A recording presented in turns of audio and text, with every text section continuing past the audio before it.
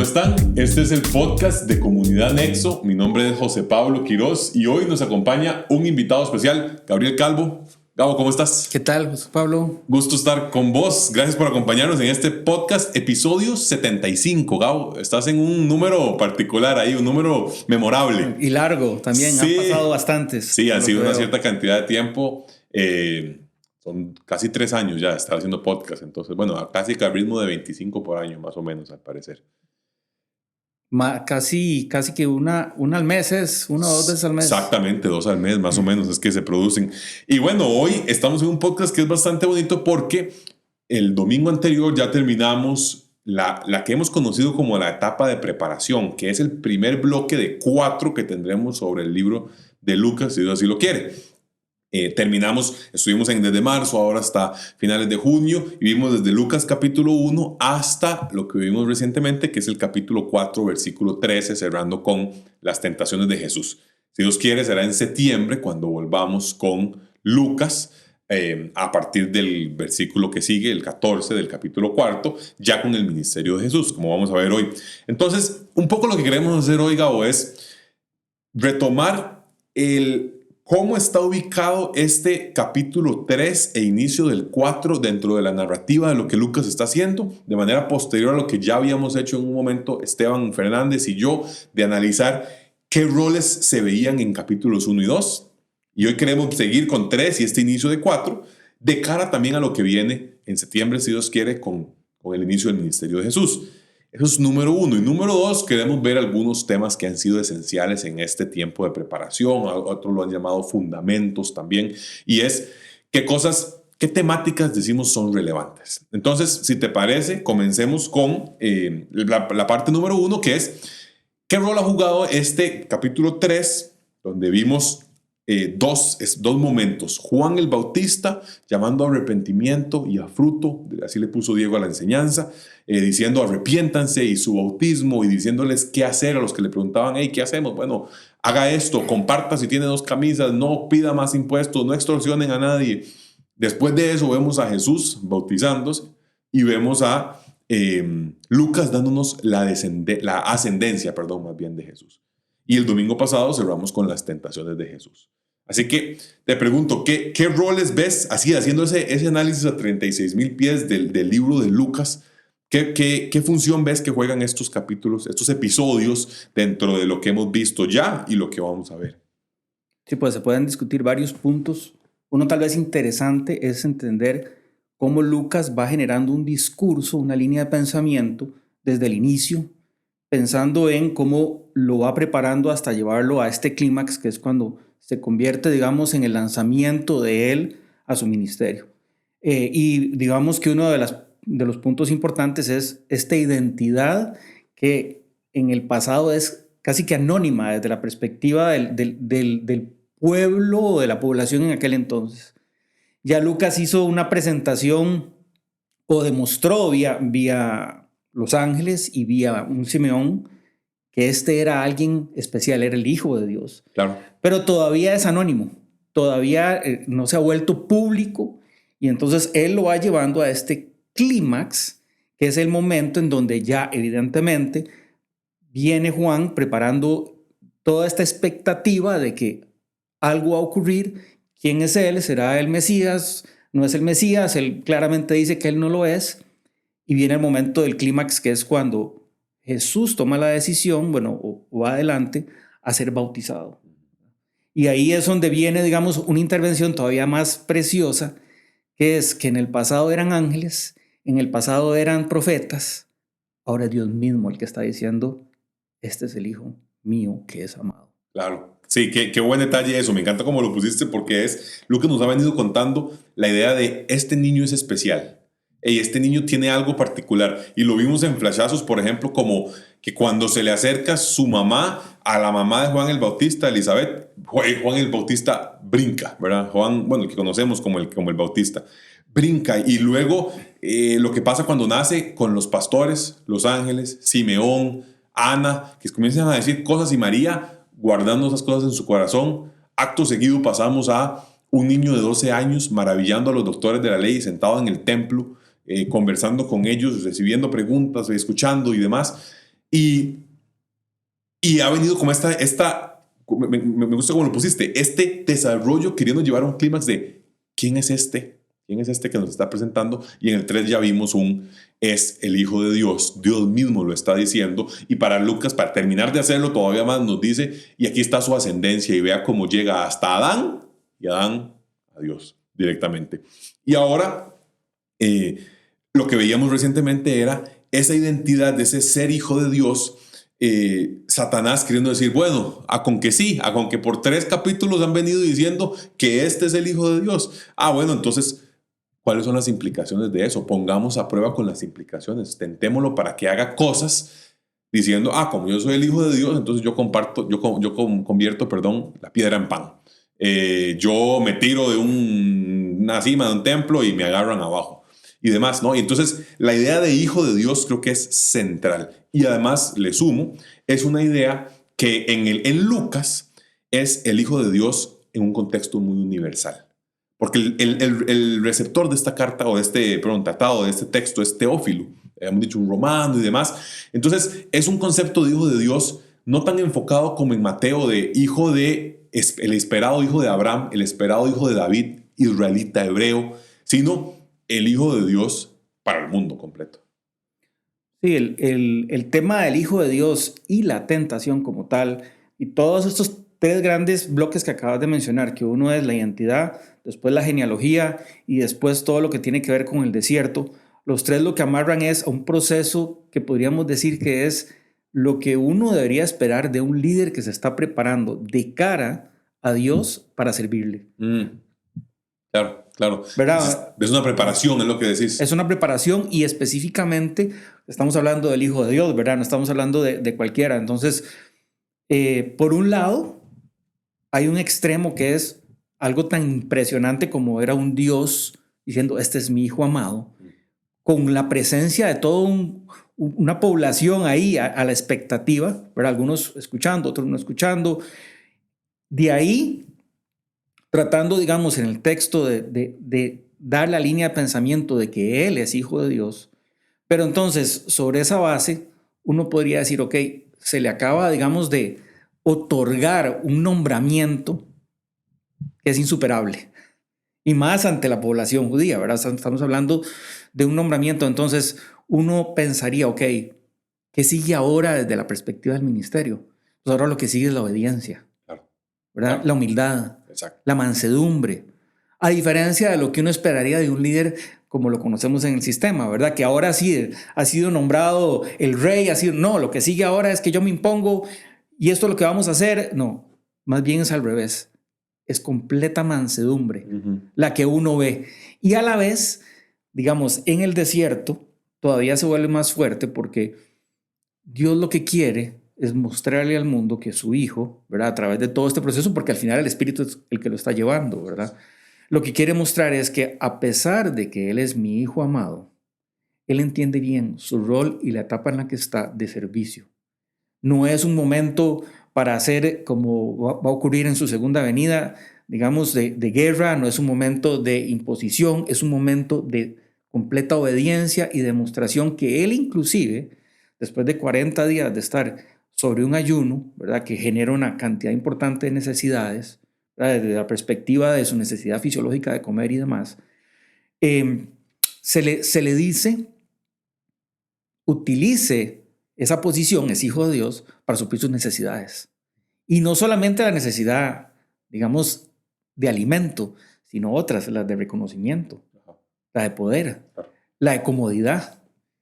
Y él, a cambio, lo que toma es la decisión de decir, no, yo vine aquí para someterme a la palabra de Dios. Por eso constantemente responde, escrito está, escrito está. Que al final, como lo hablábamos ayer en reunión en la iglesia, digamos, hace eco al Adán que también Dios le habló. ¿Y qué fue lo que dijo Satanás cuando le iba a hablar? Mire, Dios te dijo, y le miente, ¿verdad? De la misma forma en que vemos que en una de las ocasiones le miente el diablo a Jesús, pero a diferencia de Adán, que cede, no cede. Más bien utiliza la palabra de Dios correctamente, en diferentes formas, en cada uno de los momentos de tentación, para demostrar su deseo de rendirse a Dios y a la palabra. Sin duda, me gusta dijiste rendirse, dijiste obediencia, dijiste humildad.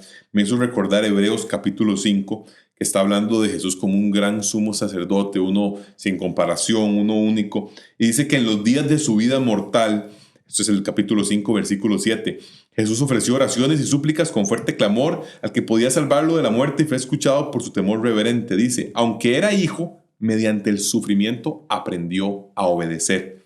Al ser así perfeccionado, llegó a ser autor de salvación eterna para todos los que le obedecen.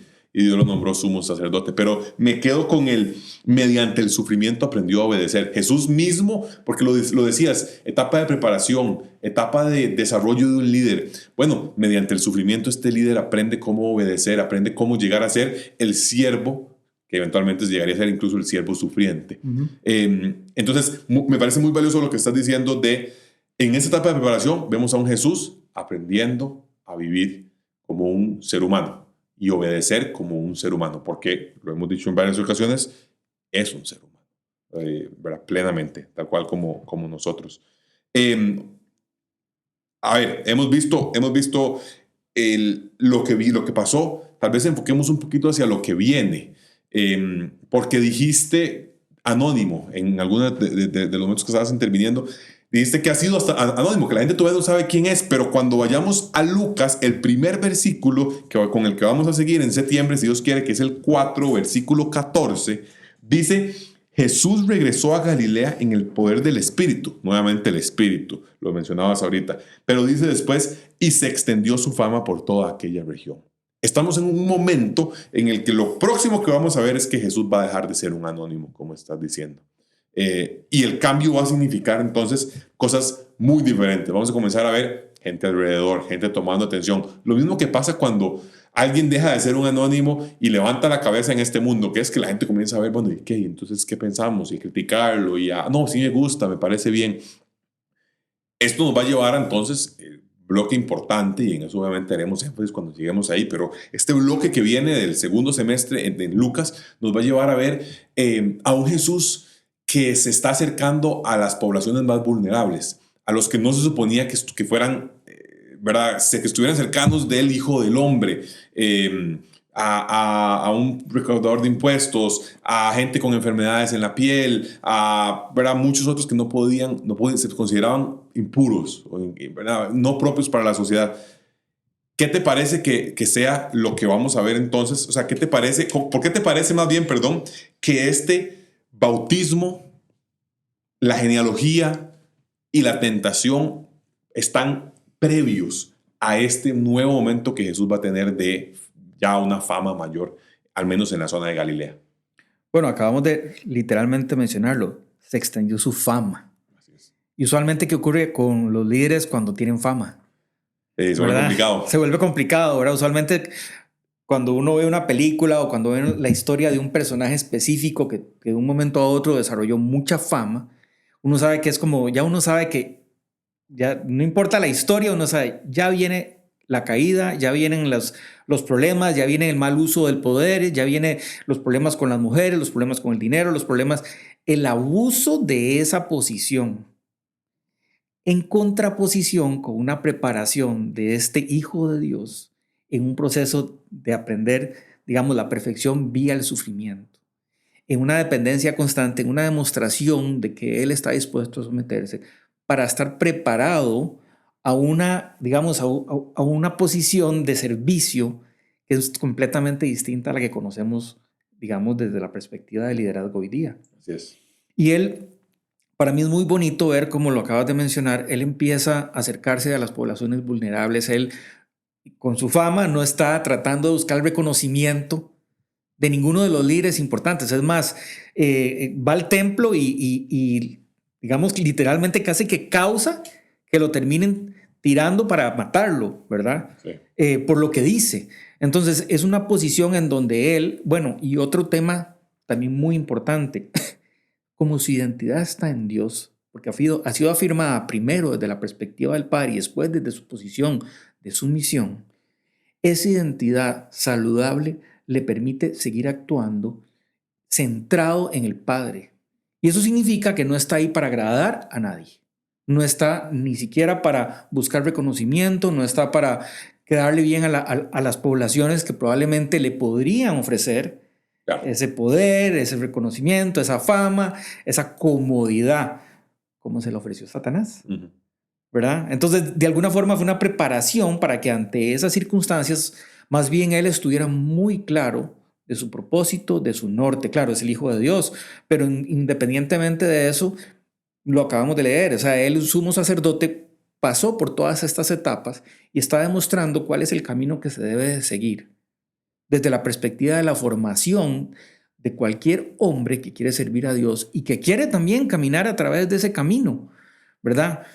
Muchas veces lo vemos específicamente solo en función del liderazgo, pero también se puede ver en función de la vida personal de todos. O sea, ¿qué necesita hacer Dios para que uno realmente, en el crecimiento de su vida, cuando vengan esos momentos de fama, no me destruyan, ¿verdad? Sino que más bien yo esté preparado, mi actitud sea la correcta. O sea, y si vienen recursos, si viene reconocimiento social, si viene lo que fuera, ¿cuál va a ser mi actitud cuando yo reciba esto? ¿Qué es lo que él está recibiendo en este momento? ¿Verdad? Un reconocimiento fuerte, pero está claro hacia adelante cómo él empieza a actuar. Más bien al revés, se va a las poblaciones más necesitadas, más vulnerables, y eso habla de un corazón que entiende que su lugar no es lo que el sistema ofrece como el reconocimiento y como lo conocemos. Él está buscando agradar al Padre. Plenamente.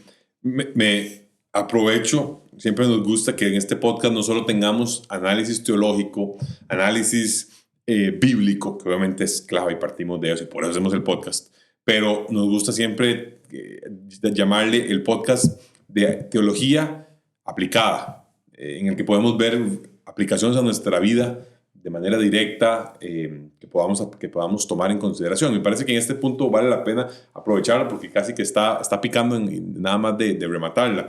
Y es la importancia de la identidad en Cristo de cara a lo que el mundo ofrece, que brilla con algunos con más intensidad que en otros, ¿no? La fama, en el caso de los que tienen fama, pero lo mencionabas ahorita, dijiste recursos, dijiste reconocimiento. Tal vez no todo el mundo llega a ser famoso, pero llega a obtener ciertas cosas que sí le dan, que sí brillan, ¿no? Como yo siempre lo pienso, como en una carretera que vas andando y de la nada te aparece un brillo muy fuerte que diga, salgas en esta. Y, ¿verdad? Una luz enorme que dice, salgas en esto, salgas en esto, salgas en esta, queriendo que usted se desvíe del camino que está llevando. Veo esa importancia. Entonces, tal vez aprovechemos y rematamos aquí con lo que está diciendo. Yo creo que es esencial el tema de identidad para poder terminar de afianzar, o más bien, iniciar y terminar y continuar afianzándose de manera que esas olas, cuando vienen, no te vayan a llevar a la deriva. La identidad en Cristo para mí es uno de los pilares de la salud de un creyente, ¿verdad? Define por qué hago las cosas, ¿verdad? Cuáles son mis motivaciones, cómo suplo mis necesidades, ¿verdad? Todo ser humano tiene necesidades de reconocimiento, de buscar comodidad, de buscar poder, las busca inherentemente. Porque de alguna forma se perdieron, ¿sabe? Que hay algo que se perdió y se perdió desde el inicio y Con lo la caída, heredamos. decís. Claro. Está perdido, hay un vacío. Y cuando el creyente viene y conoce al Señor y acepta y comienza su nueva vida, muchas veces esas áreas todavía no están tan claras, no están tan sanas, y es muy común que todavía, a pesar de que somos creyentes, seguimos buscando nuestra identidad en los lugares equivocados. Que de alguna forma, yo lo llamo así, seguimos buscando nuestras necesidades más profundas, no solo el alimento, sino necesidades de reconocimiento, de importancia, de seguridad, de valor en los lugares equivocados. Entonces, inclusive, José Pablo, no es solo un tema de tener mucha fama. Exacto.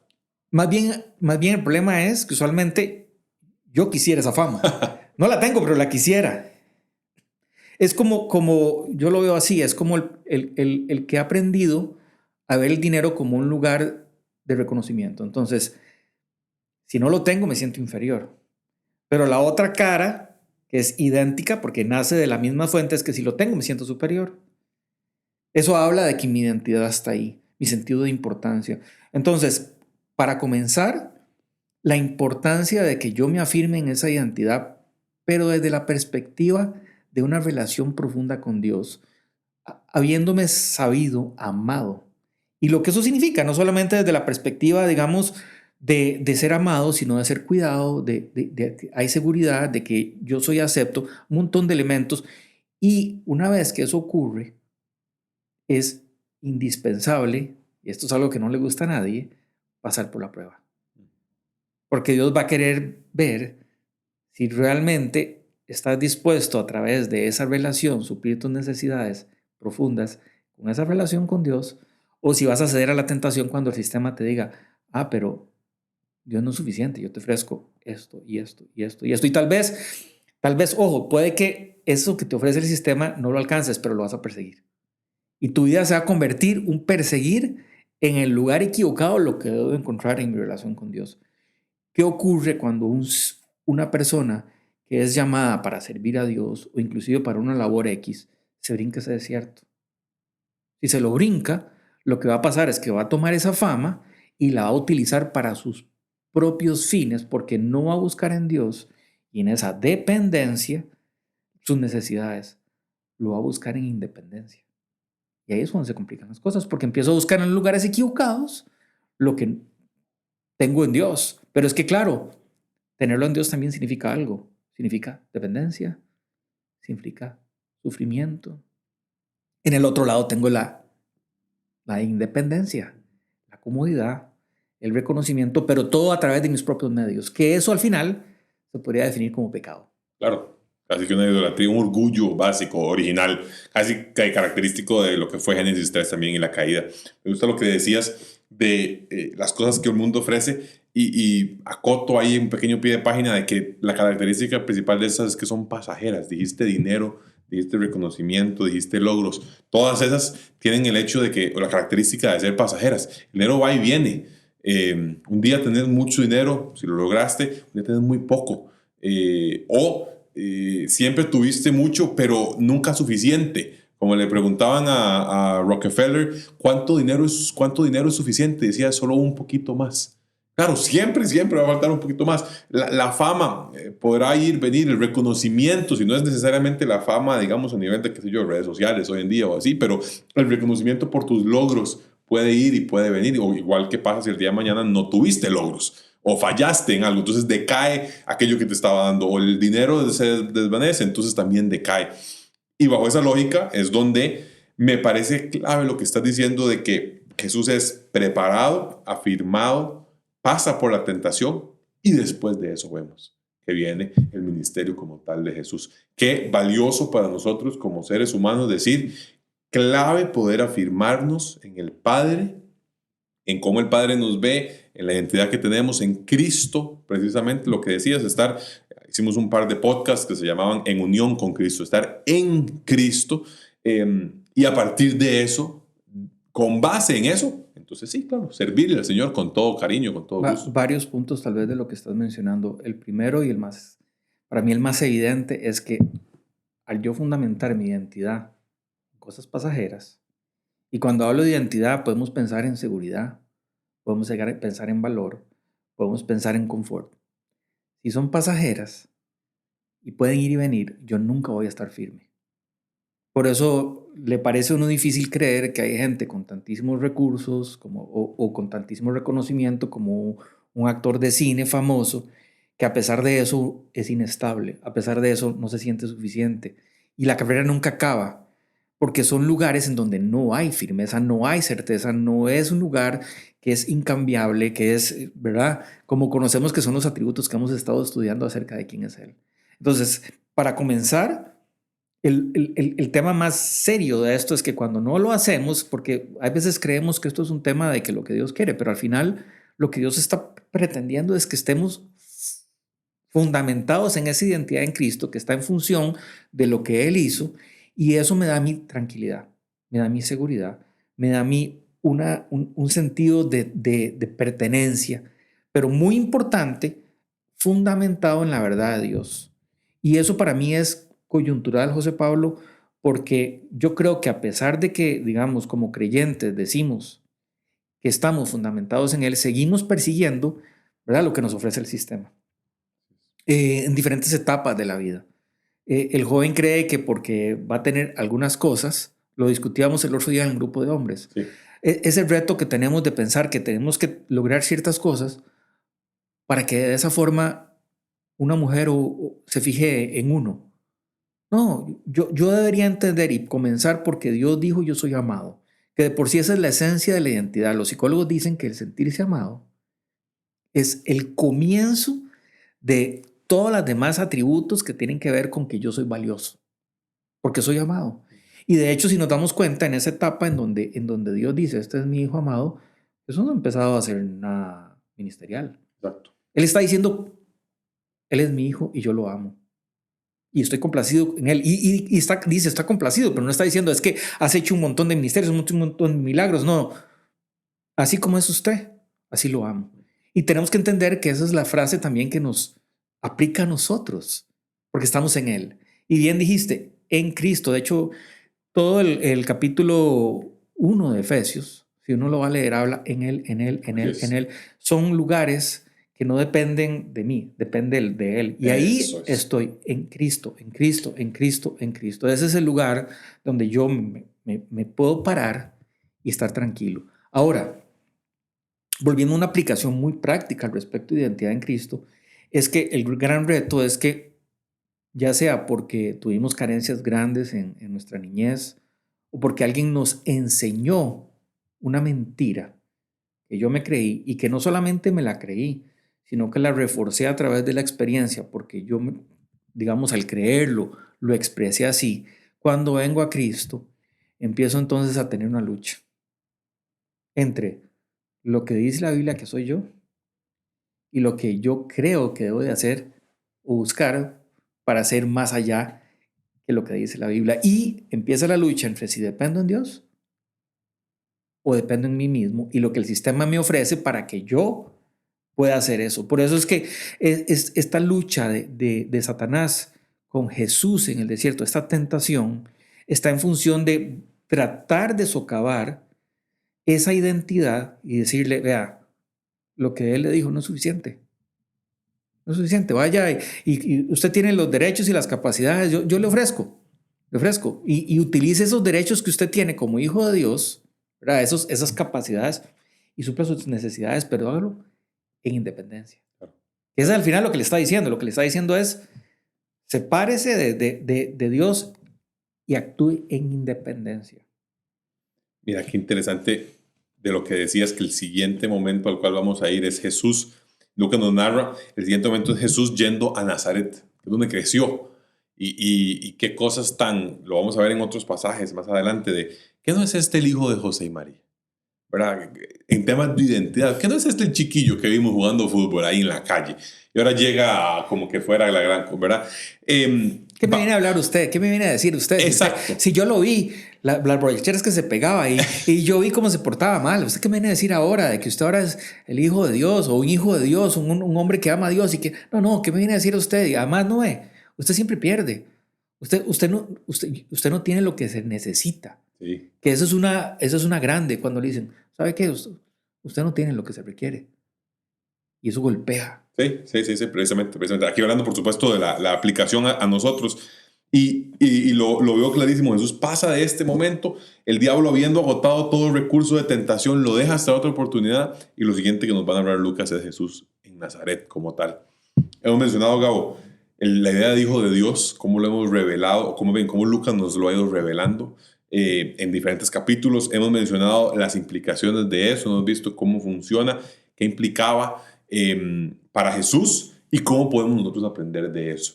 Tal vez un punto que vale la pena mencionar antes de cerrar es todo lo que hemos ido viendo en cuanto a cumplimientos respecto de Jesús.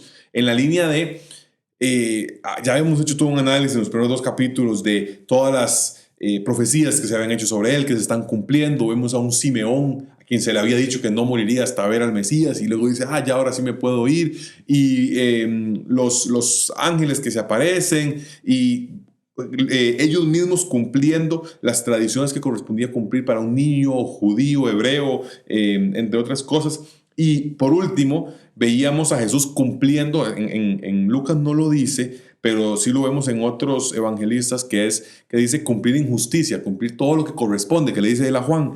Y por último, en las tentaciones hablábamos en la última enseñanza acerca de Jesús cumpliendo ese rol de ser un ser humano sin pecado al cual Satanás se acerca, como lo fue Adán, pero a diferencia de Adán sí lograr resistir y cumplir lo que correspondía. Y es como ese cimiento adicional en el que quisiera nada más como hacer ese énfasis de vemos a un Jesús cumpliendo. Y en este último un rol hasta de un segundo Adán, muy valioso.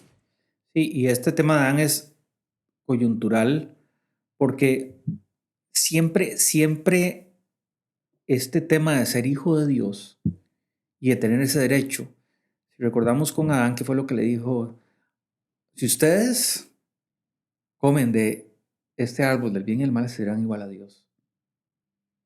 Pero, o sea, al final ya tenían una relación con Dios, estaban en esa relación, no necesitaban hacer algo que era independiente, ¿verdad? Porque la independencia significaba hacer lo contrario que Dios les había llamado a hacer. Entonces, esta posición de tomar una decisión ahora de Jesús, de decir, no, yo no necesito esto, ya a mí me dijo mi padre que soy hijo. Pero en ambos casos, Satanás apela a la identidad. Lo que pasa es que en el caso de Adán cae en la mentira de que él necesita hacer algo para ser Dios. Por eso lo dije, sí, y algo separado de Dios. Por eso lo importante de la identidad en Cristo, porque entonces yo no necesito más dinero, yo no necesito reconocimiento, para sentirme amado, para sentirme acepto, para sentirme suficiente. Ya en Cristo lo soy y no necesito ir allá a hacerlo. Si lo voy a hacer, va a ser a través de un proceso de relación para sanar, pero no para obtener. Lo que ya Cristo obtuvo por mí fue hecho y yo puedo descansar en eso. El reto es cuando el sistema viene y me empuja, así como empujó a Adán. Claro, precisamente. Y en Jesús vemos a un Jesús haciendo, como nos va a explicar después Romanos 5, un segundo Adán, alguien que sí llega, y si por medio del pecado de uno muchos murieron, por medio de la justicia de otro muchos más serán justificados, nos dice Romanos 5, y Jesús ya nos está mostrando, eso siento que es un golpe en la mesa, en el sentido de decir, ahí donde el primer hombre pecó, el único que había habido hasta ese momento sin pecado, ¿verdad? Porque después de Adán todos entrarán con pecado.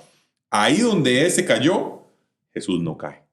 Y yo imagino que, pues evidentemente, eso debe haber acaparado la atención de Satanás de decir, este viene diferente. Este viene diferente. Y hay otra parte más interesante de eso, José Pablo, es que no solamente lo hace, sino que abre el camino y dice, este es el camino para que además todos sirvan a Dios. Para que, como dice Romanos, si uno murió, todos murieron, para que todos aquellos que vivan, si uno murió y resucitó, todos murieron para que todos los que viven vivan para Él. Entonces ahora está diciendo, ok, estoy diciéndole a la población, a la audiencia, vas a venir y Dios te va a decir, tú eres mi hijo amado. Y ahora Dios te va a llamar a través de un camino idéntico al mío, que es la cruz, que es negarme porque yo quiero la independencia. Vamos a entrar en dependencia, vamos a pasar el sufrimiento, pero en una posición de depender de Dios, y entonces usted va a estar preparado para servir a Dios de una manera saludable. Es tal cual. Dos elementos claves que vemos, Gabo, del capítulo 1 al capítulo 4, versículo 13, que fue donde terminamos este bloque que hemos llamado preparación. Y tal cual lo es. Ha sido característico, y no sé cuántas veces hoy hicimos la referencia a eso es preparación. Jesús preparándose. Lo vamos a dejar aquí por unos meses, y cuando retomemos, si Dios así lo quiere, en unos meses ya vamos a ver Jesús en su ministerio. Y para este bloque lo vamos a ver en su ministerio en Galilea, sobre todas las cosas. Y va a ser muy interesante ver cómo Jesús va a ir desarrollando ese ministerio, qué elementos tiene. Nos tiene muy emocionados. Va a ser muy bonito poder desempacar lo que tiene. Vamos a ir a un ritmo bastante aceleradito de cantidad de pasajes que vamos a ir viendo y demás por domingo, pero nos emociona porque tiene todo un elemento en el cual creo que es importante que lo hagamos también en septiembre. Digamos, esto es a la luz de lo que acabamos de conversar hoy. Todo esto sucede con esta base, que no olvidemos cuando veamos a un Jesús ya moviéndose y que le llega a la gente y no le da chance ni de comer, que entonces nos acordemos de que ese es un Jesús que pasó por este proceso. Y ojalá podamos hacer siempre esa referencia. Un punto importantísimo de lo que acabas de decir, José Pablo, es porque primero es el ser y después el hacer. Tal cual. Entonces, este es el enfoque del ser. Este es el lugar que se afirma el ser, que te prepara para el hacer. Si te brincas el ser y vas al hacer, las cosas no salen bien.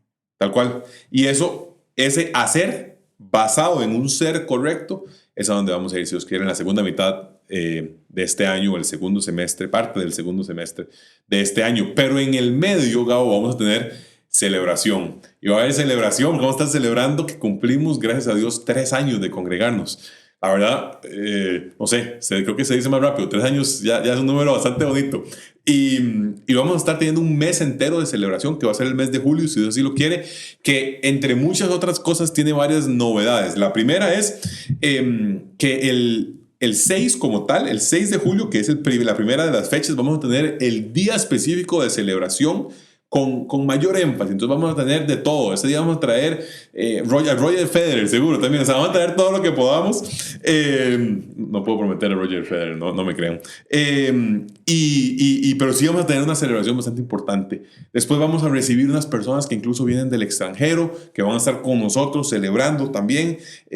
Y otro de los elementos nuevos para este mes de julio es que vamos a pasar a 4 reuniones al mes, si Dios así lo quiere y nos da vida. Así que en julio, las fechas que antes siempre decíamos cuáles son las fechas, pues ahora si es domingo, vamos a estar en Palmarreal reuniéndonos y congregándonos, y en julio vamos a estar celebrando que estamos de aniversario de 3 años de congregarnos presencialmente como comunidad Nexo.